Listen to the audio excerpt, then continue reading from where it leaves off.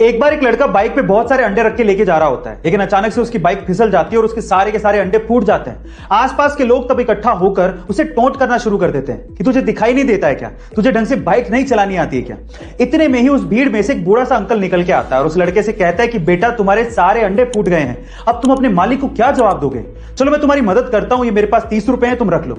उस बूढ़े अंकल को देखकर आसपास के बाकी लोग भी उस लड़के की मदद करने को आगे आते हैं और थोड़ा थोड़ा पैसा देते हैं। इतने में उसके पास अंडे जितने फूटे थे उतने पैसे इकट्ठे हो जाते हैं और वो बाइक पे तब जाने वाला होता है। इतने में ही पीछे से कुछ लोग उसको बोलते हैं कि तुम बहुत लकी हो, अगर वो बूढ़ा अंकल ना होता तो तुम्हारा आज क्या होता। तो फिर वो लड़का जो कहता है वो आप लोगों को सुनना चाहिए। वो लड़का कहता है कि वो बूढ़ा अंकल ही मेरा मालिक था। आपको इस कहानी में क्या समझ में आया कमेंट सेक्शन में जरूर लिखेगा और ऐसे अमेजिंग वीडियोस के लिए शेयर, सब्सक्राइब एंड लाइक। मिलता है अगली वीडियो में।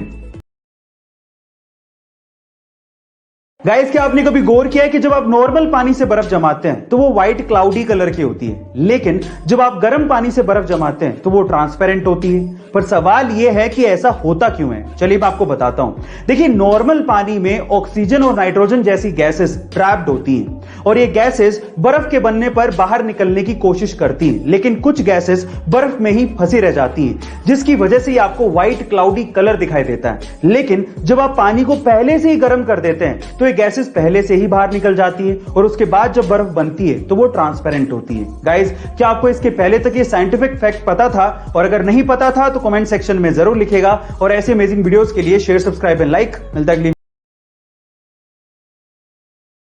अगर मैं आपसे सवाल पूछूं कि अर्थ पर अब तक का सबसे ओल्डेस्ट लिविंग क्रीचर जो कि आज भी जिंदा है वो कौन है, तो आप लोग क्या कहेंगे?